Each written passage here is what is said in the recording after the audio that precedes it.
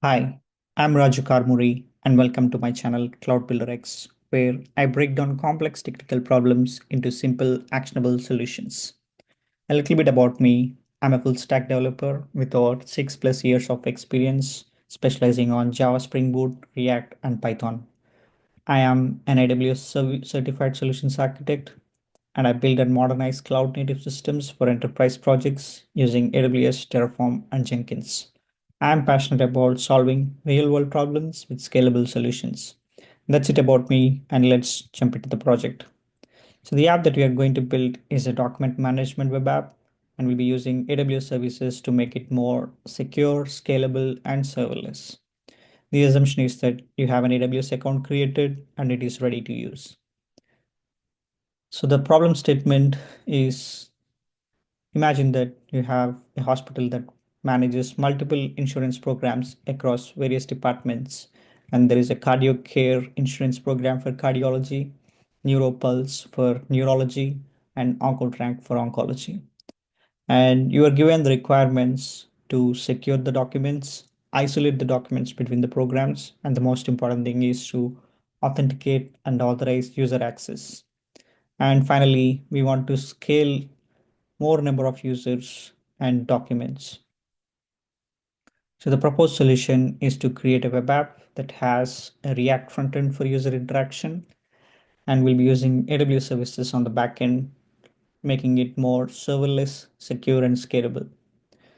So the AWS services we will be using for this project are S3 to store the files, Cognito to manage user access, Amplify to host the frontend app, API gateway to securely connect to S3, Lambda functions to generate file upload processing, and we'll be using Terraform script to provision all these AWS resources, and we'll be using Jenkins pipelines to do the integration. So coming to the architecture diagram, we have users that connect to the AWS cloud using Cognito user pools, and we'll be having a React frontend app that is hosted on Amplify. The users will upload the files using the React frontend, and when there is an API gateway to secure the connection to S3, and we'll be using the Lambda functions to generate the file uploading processing more securely, and the API calls will be done back and forth between the API gateway and S3. And we'll be using S3 access points to connect securely to S3 bucket. So we should be able to access this application from any device. And why do we want to use access points? Because we will be using multiple isolated programs, and we'll be having so many different users. Maintaining a single bucket policy is a tedious task. But with the help of access points, we can isolate the programs easily, and we can add more users without having to worry about changing the bucket policy and managing 1,000 lines of code in a JSON file. Here are some of the advantages of using S3 access points, and you can read them pausing the video. So we have two different approaches for file uploads because API gateway doesn't allow direct file uploads to S3 if the file size is beyond 10 MB. And for the files above 10 MB size, we'll be using pre-signed URL approach using Lambda functions.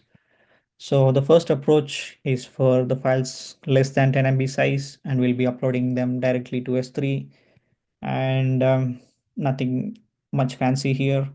We just want to upload the files to S3 using access points from API gateway to S3.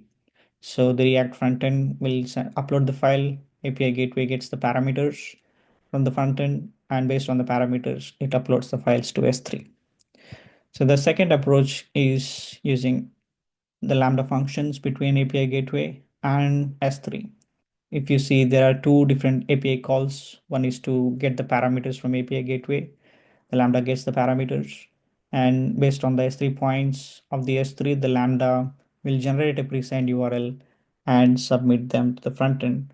And using the pre-signed URL, which is time bound and expires, we will be uploading the file to S3 directly. And the Lambda function has three different actions. One is to generate the pre-signed URL. And once the file is uploaded to S3, we'll get the metadata of the file, like the file ID and the file size, the file type, and different things. And finally, we'll be generating a download URL so that the users can download the uploaded file from the front end. So we'll be creating a bucket, and it has three different folders inside it. Um, the cardio care, neuropulse, and orthotrack. And within each folder, we'll be having subfolders like new, processed, processing, and failed. So once the file user uploads the file, it goes to new, and from new, we'll be moving it to processing for any kind of AWS backend processing to get the user details like their ID, name, and stuff like that. And in the meanwhile, if the processing fails, we'll be moving the file to failed status. And if it is successful, we'll be moving it to the process state. Even though we see different folders on the console, S3 doesn't understand the folders and it assumes everything as an object key. The minimum permissions we want to have are get, put, and list bucket permissions on S3 so that we can upload, download, and see the files on S3. Okay, in the next video, we will be demoing all these things.